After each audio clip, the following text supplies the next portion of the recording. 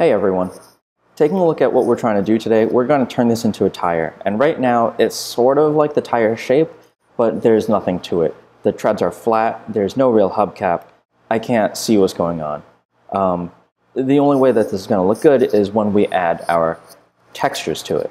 Now the textures are going to be the color map, the bump map, and the specular map in order to make this come alive.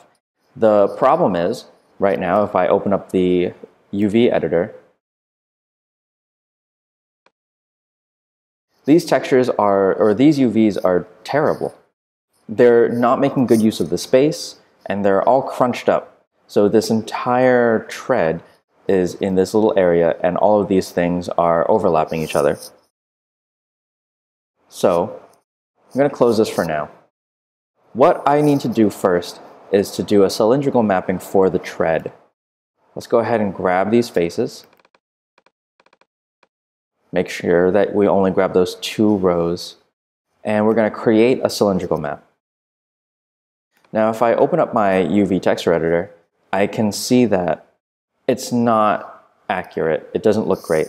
And in fact, if I hit this button right here, toggle shaded UV display, it'll show me a little bit clearer what's going on. So the problem why this doesn't look great is because our wheel goes this way around our x-axis, but our cylinder goes this way around the y-axis. So that's a little unfortunate. In order to fix this so that they're oriented the same way, let's hit this T to turn on the local manipulator. Now this is familiar. It sort of looks like what we saw with our extrude. We have options to move, or scale, or rotate. What we want to do is just click on the blue line, not click and drag, but click on the blue line so that we access the rotation manipulator. And realize I did not click E. I used the manipulator for the local manipulator to bring this up.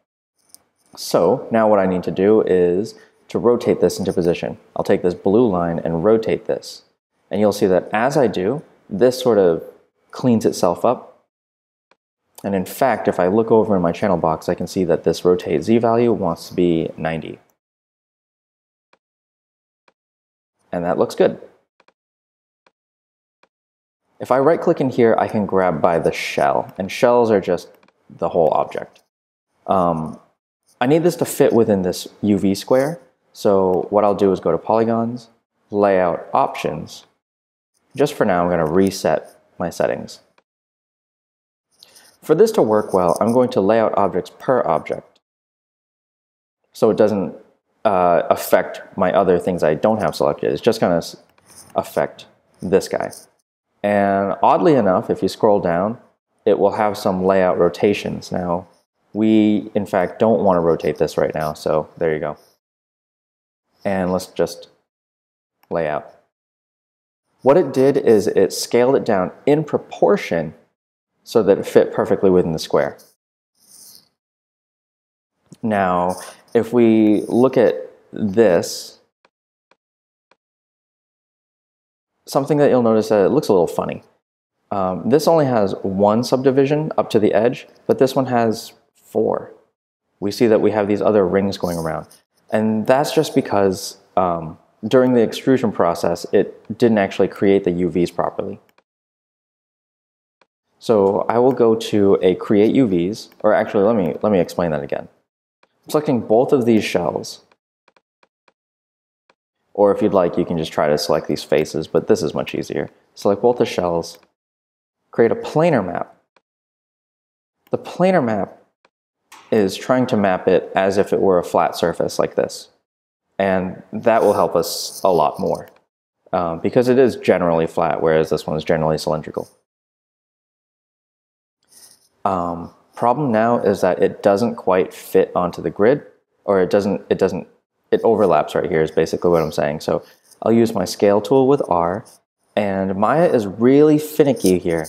If I'm trying to grab this yellow central scale, it may give you an issue, like this.